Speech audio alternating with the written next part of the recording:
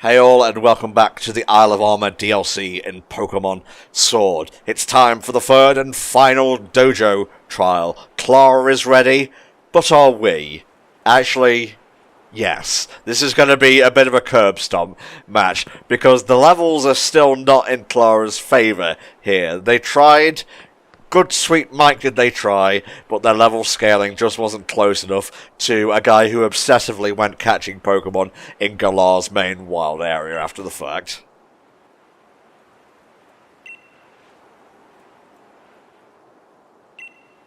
It's a bit closer when you get to sort of the end of the whole thing, but yeah, this particular battle is, yeah, it's going to be quite a bit easier because she's not even the same levels as the champion fight. I mean, I suppose it makes sense, because otherwise, you know, she theoretically could have been the champion, but... No. With a poison-based team, I really doubt that. Yeah, I doubt it as well.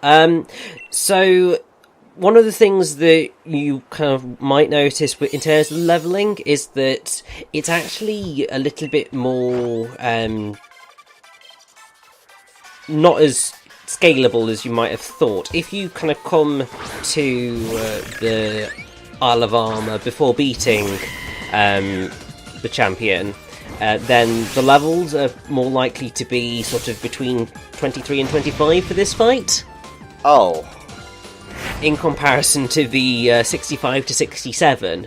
So theoretically you could come to this just before the end of the game and, you know, curb stomp it even more than you're actually going to. I'll stop feeling bad then, that's fine. By the way, what the fuck, Klara? Like, poison spiked on the field before I even get to react? It's a good job that poison is kind of a bitch status effect, and really, I'm already playing against time. It's just now I have to play a little bit faster and smarter.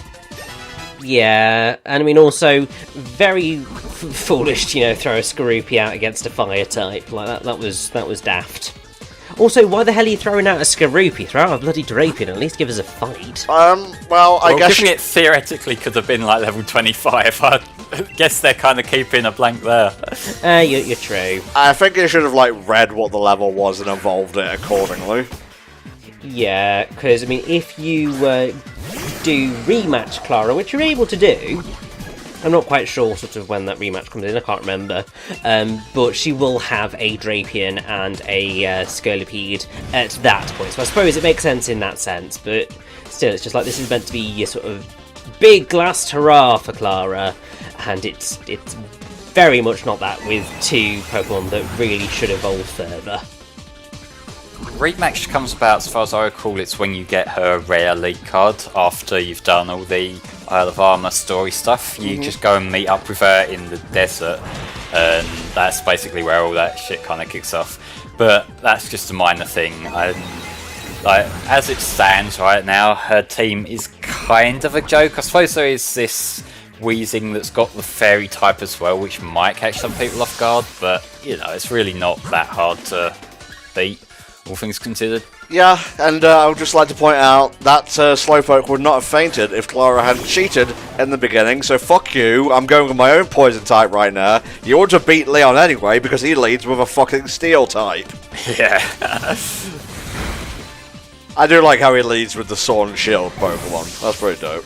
It makes sense, that. Yeah. He's on his way to Blastoise, baby! She's on her way to Blastoise. She's on her way to Blastoise, baby! It's a fucking Squirtle or Wartortle, who cares?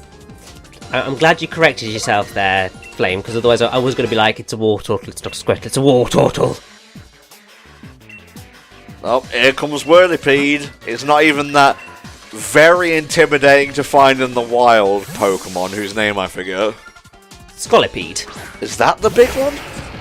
Yes. Okay, well there you go. That thing roars like a goddamn lion and makes me not want to go into the Forest of Focus. You scared of Pokemon? Let's just wait until we do some more horror stuff. Well, I'm gonna superimpose. Oh, yeah, well, it's your footage probably. Just superimpose a Scolipede like in sepia tone, black and white, bopping about in the background somewhere. Oh god.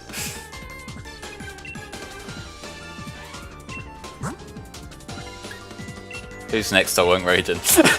It's okay, mate.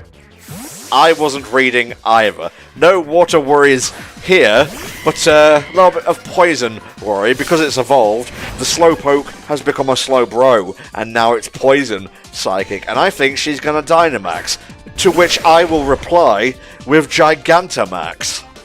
Yeah, let's show off the giant fucking football that this Pokemon's gonna get. Yeah, boy.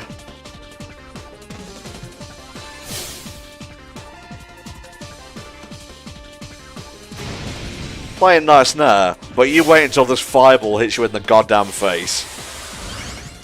And honestly, it's going to be pretty awesome. I have to say, like, I think all of the Gigantamax Galar starters are brilliant. You know what, I'm going to agree. Even Inteleon, who I like the least out of the Galar starters, in G-Max form at least, it's a fucking sniper on a purge. It's great. Yeah. I think my favourite is Rillaboom, just because I like the massive fucking drum set that he's got going on. Yeah, I do agree with that one, but I mean, I am totally here for Buddy with massive ears on top of a fireball with a cute face. Like, I mean, I love this fireball, it's amazing. It's like a god or something. Just look at this shit. The fucking fireball itself is bigger than Slowbro. Yeah, exactly, which I just think is amazing. Yeah, nah, it may not be a water type anymore, but it can still learn water moves, so don't get too confident with your fire Pokemon out here. Well, don't you worry, mate. That didn't kill it. Just saying. I think it's time we switch to another Pokemon. This god is tired, I guess. It is one of the lesser known sort of gods. Have a bit of Airstream, why don't you? So now you're using an attack that you don't get stab move for either. I'm whittling it down. I'm just whittling it down. You could have whittled it down faster. I panicked, okay? Shut up. I know how intimidating these turn-based games can be. Fug. Yeah, that wasn't quite as epic as I think you expected it to go away. Well, don't you worry, there's still more G-Max fun to be had in this little DLC coverage of ours. Hey, at least I showed it off, and its signature G-Max move.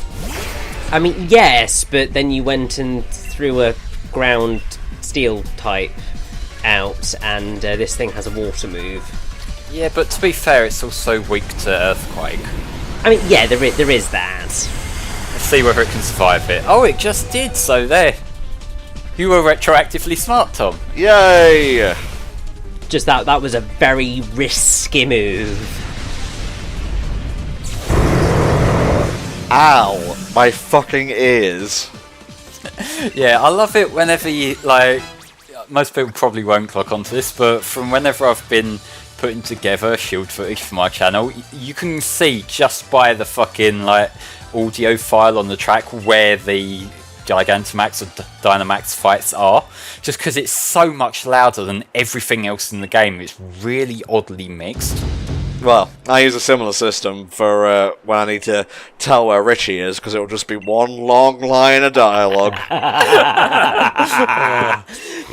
You're not wrong. Well done. You have won. Yeah, you cheating bitch, you don't ruin.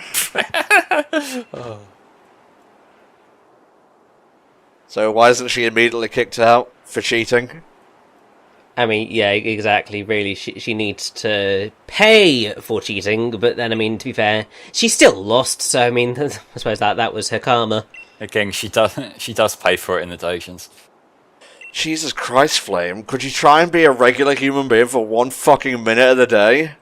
You are asking a hell of a lot of me right now. I'm really not.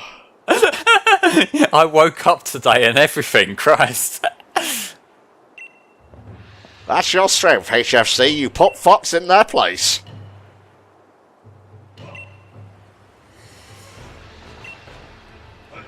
Yes, I apologise for her. We trained her wrong as a joke.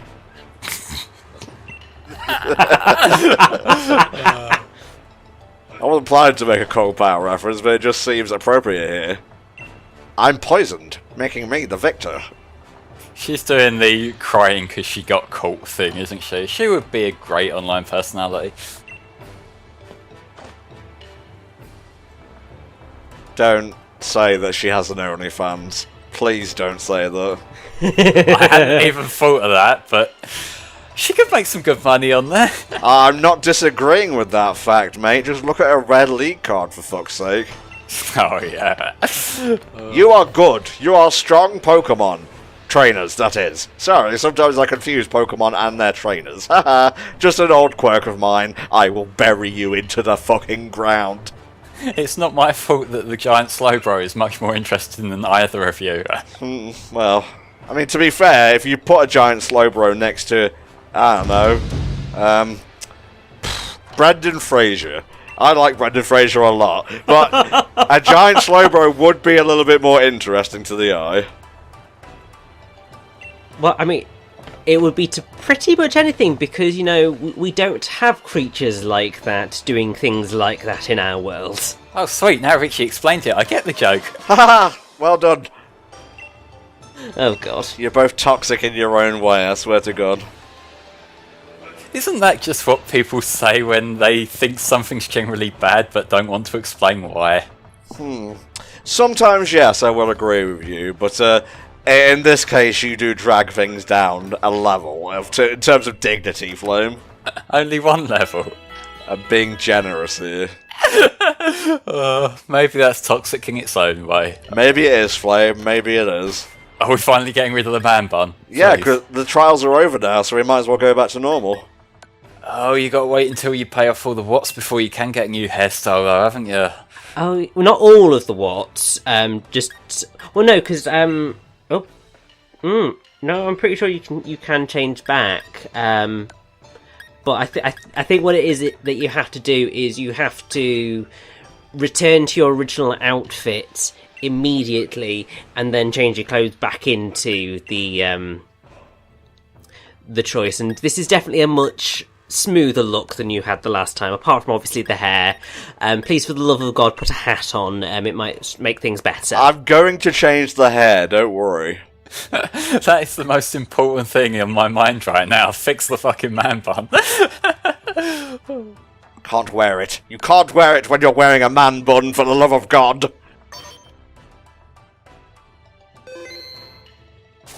Sorry, I was just being cool there for a second. I just thought you were looking away in shame. And now, our reward for beating all 3 trials. We get the armor of the Dojo.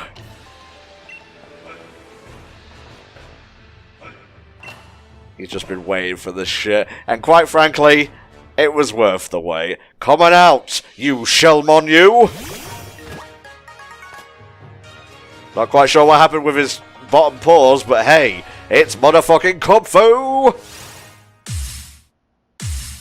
Kung Fu is actually amazing and adorable, and I really love Kung Fu. Like, oh my god! He is great, yeah. I like his design a lot. I wasn't too keen to start with, but it's little things like this to see him in action that, yeah, he's just a really endearing little Pokemon. He's got a lot of personality, and the fact he's tied to the story of the DLC makes you care about him as you grow with him, which is very important. It could stand to do this for a few more Legendaries and whatnot. Honestly, have them appear a few times through the story, and then in the post-game, you can catch them. Because it's like Ash seeing Ho-Oh the day he left on his journey. Did he ever catch the fucker? No, but he'll never forget it. Oh, definitely. I mean, to be honest, it's things like Suicune in Pokemon Crystal, because Suicune was much more included in the narrative than the other legendary dogs, and because of that, much more interesting. You've also got to think like Mesprit in Diamond and Pearl, like of the 3 whatever Pokemon they were, I can't remember what the description Jirachi like, the emotion Pokemon. Like, Mesprit was the one that was sort of most connected to the character, and therefore it's the one that was just the most interesting. But it was also a roaming Pokemon, so it can go fuck itself. I mean, yeah, there is that. But it does make sort of these legendaries a lot more engaging and interesting, and it actually makes you want to, catch them and use them in battle. I mean, I can't say that I'm necessarily the biggest fan of Corphu's evolved form. I think that Corphu is just a better design, but still, I think it's awesome. Well, I think it's the case of, like, a cute thing becomes a badass thing, so if that's just your preference against that, that's fine. But Little Britches is coming with us, we're going to level him up, we're going to take him to see the sights, and then we're going to take him to one of the 2 towers for the final trial. Now, I will just say regarding Legendaries, I do like it when there's a bit of a story connection, but I do also like just having the mysterious big creature lives inside a cave. Oh yeah. I feel like there's a good balance to have with that, because that's something that the main game was very much missing. We had the Legendaries that were story tied. We had like the Zacian and Zamazenta in the story. We had Eternatus. But in terms of just random dungeons you can go to just to get like a Mewtwo or one of the trios or something like that, it takes away a little bit from your post-game incentives that you normally have in Pokemon games. Mm-hmm. Yeah. Black 2 did this flawlessly, I think. Didn't that have the weird Regigigas thing, though? Well, tomato, you can't have everything. I will say that, like, since I played through Omega Ruby last, I have come to, somewhat ironically, but still somewhat genuinely appreciate just how much bullshit they're willing to put people through for the Regis. It's kind of become thematically appropriate to them now. And part of me, like, when we get the other Regis in the second DLC pack, like, go on, make me fucking go to the cave and stand there for 45 minutes straight with a switch upside down on a Tuesday. Like, you know you fucking want to, so just do it. Bring the Braille back. Fuck it. So yeah, here we go. We've got a dojo upgrade system here. The more watch you give to this lady, the more stuff you get here, like a vending machine. Or a hairdresser can come here. Ooh. Yeah, and the final one, or the final couple are the ones that are actually interesting. You get a bit of like a discussion with her, and you get to have a battle against her. But they are so bullshit high requirements. I think the one where it's like a battle is 1 million, and the one that's like the bit of story with her is I think 3,600,000 or something around that sort of. No, not doing that, sorry. Yeah, it's like I was considering just going to see the extra stuff in my run, and then I looked up what the requirements were, and it was like, nah, I'm good, thanks. Like, I'm not going after the Diglett, so I'm definitely not doing this. yeah, You should go after the Digletts at least, because you get physical Pokemon from that, and it's just fun to have explored an entire area, thoroughly scoured it, and gotten everything. Well, I pick up the Diglett that I see, but I haven't gone out of my way to collect them all, because, like, for me, the Alolan Pokemon that I was worried about getting are quite early on. I've got my Raichu. That's the important part there. I got my Raichu, and I got Sandslash, so, I'm cool there. yeah. I mean, I will say that I think that the Diglett are awesome. Like, I mean, I tried a bit hard, but not too hard, and I managed to get about 100 out of the 151. So it's not difficult to find them. You might obviously have more trouble as you sort of get into the fewer and fewer numbers, but it does at least tell you how many are left in your specific area that you're searching. But yeah, I've got the list of the dojo upgrades, and yeah, oh boy. So 5,000 watts gets you the hairstylist. 10,000 watts gets you a broken Rotami terminal. 20,000 watts gets you a fixed Rotami terminal. 30,000 watts gets you the vending machine, which allows you to just get bottled water initially. 40,000 watts gets you soda pop. 50,000 watts gets you lemonade. 100,000 watts gets you a fridge, which can allow you to collect camp cooking ingredients like fruit bunch, moo cheese, large leek and sausages. 200,000 watts gets you some EV boosting items like protein and iron added to the vending machine. 300,000 watts gets you calcium and zinc. 400,000 watts gets you HP up on Carbos. 500,000 watts gets you the Dojo League card background. 800,000 watts gets you Honey's League card. 1 million watts gets you the battle against Honey, and her team will be Blissey, Galarian Darmanitan, Salazzle, Glade, Togekiss, and either Venusaur or Blastoise, which can Gigantamax depending on who you didn't choose earlier in the DLC. And then at... You're pretty close, 3,280,000 watts. You'll go on a walk with Honey, which will conclude with her giving you her Rare League card. And if I recall correctly, I might be wrong on this, please correct me if I am, but I'm pretty sure that it's 5,000 watts in one chunk, and then you got to pay 10,000 watts to get the next one. It doesn't add up, so... It's not 5,000, then you put in another 5,000 and you get the next thing. I think it does stack, yeah. Like they're the milestones, because I did get a few done. I think I got up to the filling up the vending machines before I got bored of it. So that's pretty much where I am. So yeah, it's like the milestones rather than having to get another million each time. Rishi, what are the levels? Just the general level of Honey's Pokemon. You don't have to do every single one.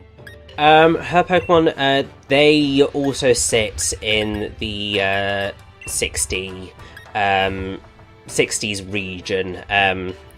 Just bear me a second, I'll be able to tell you the range. Oh, actually, so it varies, I suppose, depending on when you do it. So the lowest it can be is 58. The highest... So that's in sort of one phase, so it'll be between 58 and 60.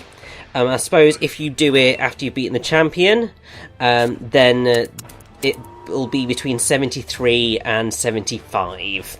So basically in line with the final battle of the DLC. She's stronger than Mustard at 100%, let's just put it that way. Yes, and I mean, her team is definitely much better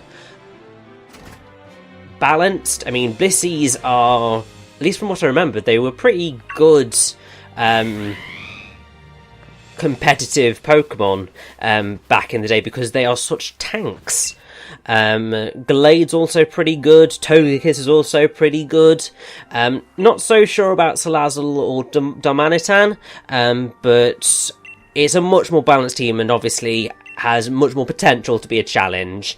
And I think that's pretty awesome. So, roaming Pokemon, following Pokemon, even. The one in the top spot, the first spot can come with you. There are caveats to this, however.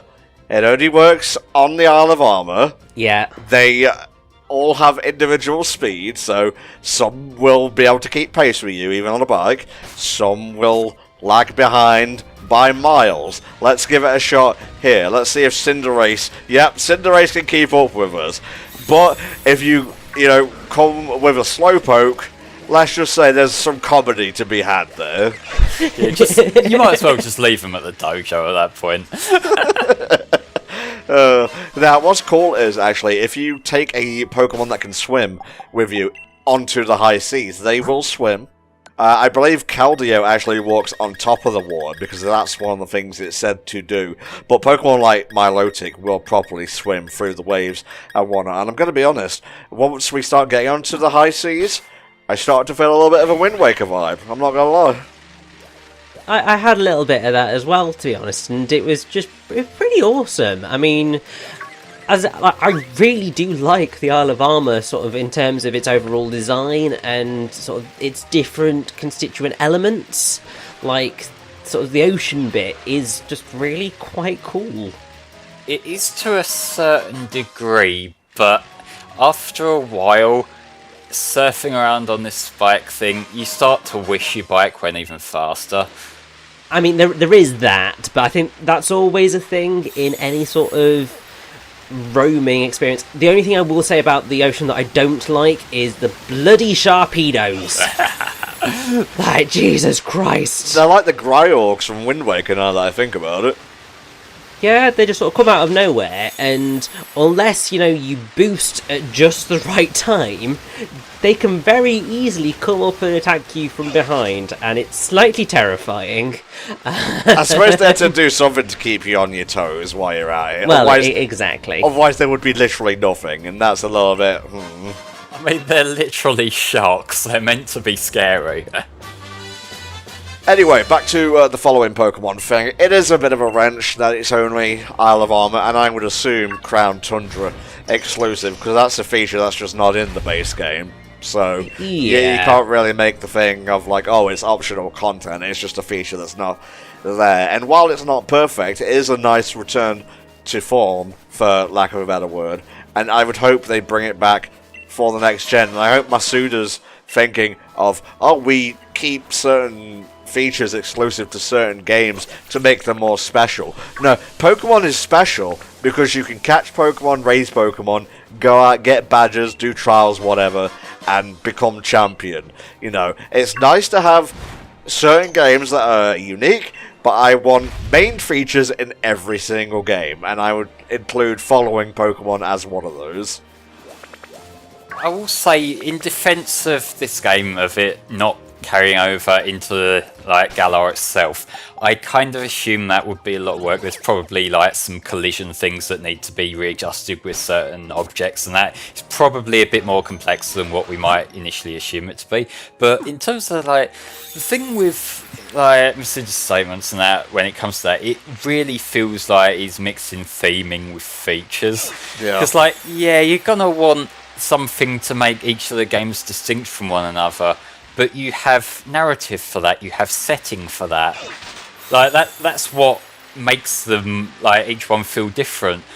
Not basic bitch, it does this thing, Yeah, I would have liked to soar over the Isle of Armor, because it's a nice place to look down on and whatnot, and you could have made some good real estate use of the upper areas and whatnot that are just there for show, maybe some of the legendaries are hiding there. But nope, it's just scenery, so. I think you might have seen all the N64 textures filling the entire screen though. I don't know how well it would work, but I would like to see them try bringing soaring back. Oh hi Alakazam, just chilling. That's a fucking fully evolved Abra just chilling on the overworld. This shit would have set my 11-year-old mind aflame. See, this is something that I genuinely appreciate, because one of the things that's kind of been a bit of a buzzkill for a lot of these fully evolved Pokemon are the ones that have kind of awkward ways of evolving them, like trade evolutions, or having to use a certain item. Whereas this, it means that although they're rarer, you still have a chance of filling your decks without having to nag your mate to trade something and trade back. So it does make that a bit more of an accessible challenge this time around.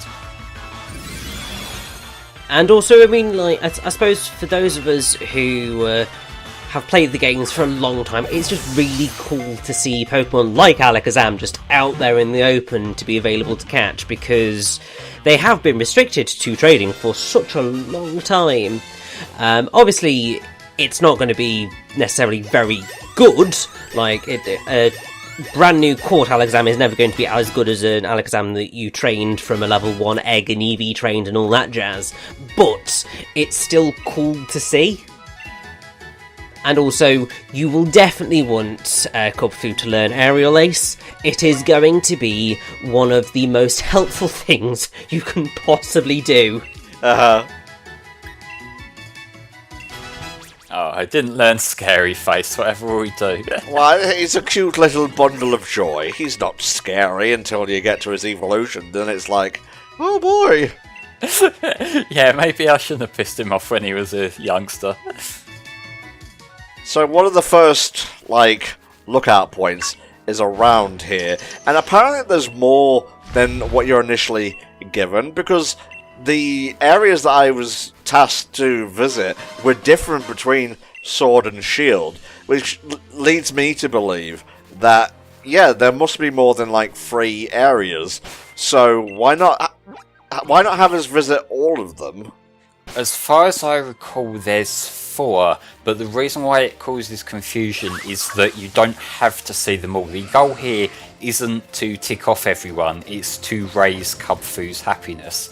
So if you do that before you see all the areas, then you can just get the call to go back to Mustard without seeing them all. Yes, however, the quickest way to get Kubfu's happiness up to max is to see them all. And honestly, you might as well, because it is just quite cute. The way that you see them is that you've got to sort of roam about the area, and there'll be a particular person standing somewhere in that area, and if you talk to them, then they'll just be like, oh, look at this view! And so, like this person right here, I think they'll generally always be in the Dojo uniform, and that's how you'll get the little vista, and they are all quite lovely. The place we were just exploring. Amazing. I love the cave one, personally, that's the funniest. Anywho, guys, we'll continue this trial next time, so we'll see you then for more Isle of Armor antics.